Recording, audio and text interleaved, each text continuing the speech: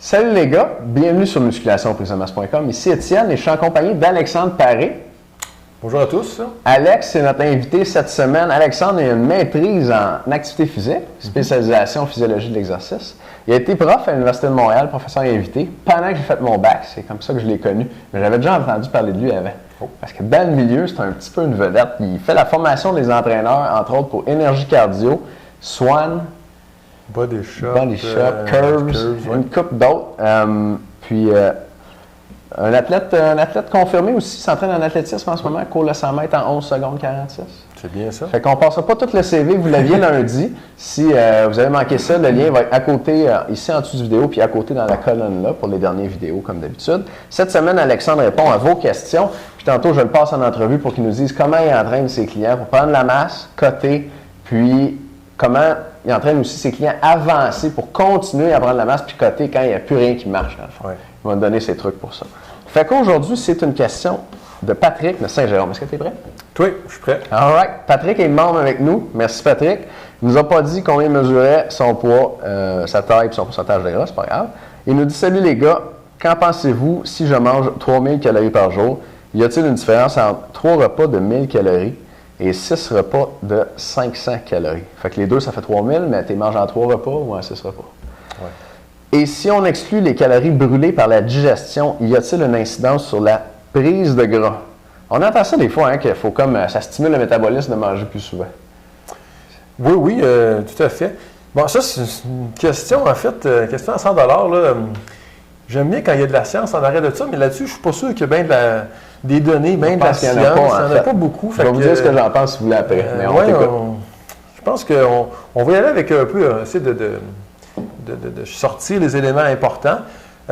Effectivement, il y a un coût énergétique à manger un repas. Puis c'est drôle parce que récemment, je révisais des textes, puis on disait que 10 % des calories qui viennent des protéines sont utilisées pour dégrader les protéines. Effectivement. Les glucides, c'est 6 %. Fait que manger des glucides, ça coûte moins cher à digérer. Ouais. Et manger du gras, c'est 2 %. Fait que le corps, quand il mange du gras, il est content parce qu'il se dit c'est la structure qui est ingérée est la même qui va être stockée. Ça ne coûte pas cher. La protéine, il faut la défaire, il faut la reconstruire. Il y a un coût énergétique à ça. Alors, quand on mange gras, finalement, quand on dit qu'un repas, il y a autour de 10 % la thermogénèse alimentaire, bien, c'est peut-être plus ou moins en fonction des nutriments qui sont dedans. Et si c'est très gras, c'est peut-être moins que ça. Ça coûte moins cher. Ici, Patrick, qui nous dit, est-ce que 3 fois 1000 versus 6 fois 500, ce que le terrain nous dit beaucoup, que ce soit en culturiste, en perte de poids pour obèse, il y a vraiment une ligne directrice qui nous amène à dire manger plus souvent est avantageux. Ah ouais. Alors, puis, c'est pas du tout pour le monde de la prise de masse, mais même pour les gens qui veulent perdre du poids, les femmes qui mangent 2 repas par jour, ils commencent à maigrir quand ils commencent à déjeuner. Il dit, moi, je n'ai jamais déjeuné de ma vie, puis je commence à maigrir, puis la première question qu'on leur pose, qu'est-ce que vous faites? Je mange le matin. Alors, étonnamment, pour maigrir, il faut manger. C'est le premier constat. Et là, c'est sûr que quand on donne au corps un gros 1000 calories, moi, ce que j'ai peur là-dedans, c'est que 1000 calories, ça peut nous amortir un peu. Puis dans la journée, je suppose que Patrick va aller s'entraîner. Alors là, son 1000 calories qui vient de rentrer, c'est plus long à digérer. On parle de peut-être 3-4 heures à digérer ça. Bien, pendant ce temps-là, ces nutriments-là, j'y ai pas accès. J'arrive au gym, je suis un peu plus fatigué. Bon, je vais-tu me réveiller avec du café? Je ne sais pas trop. Fait que je trouve que en termes de maintien de la glycémie puis de l'homéostasie, ça fait un gros pic de nutriments. Ça redescend, évidemment, je suis en montagne russe. Fait que de ce côté-là, moi, j'opterais pour le fameux 6 fois 500 de par la nature où je donne toujours un peu à mon système assez d'énergie.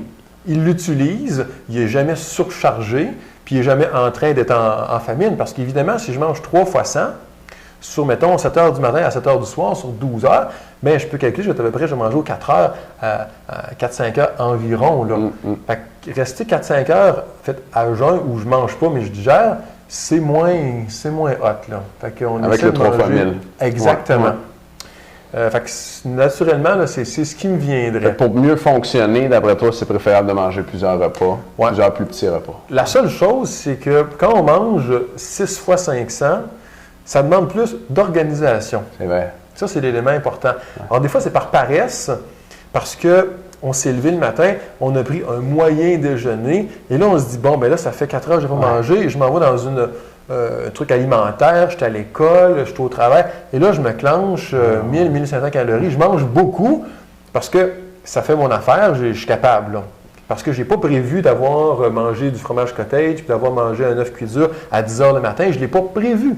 Ça demande plus d'éléments. Puis après ça, à 3 heures l'après-midi, je n'ai pas prévu non plus. Donc, le soir, je vais manger mon gros steak.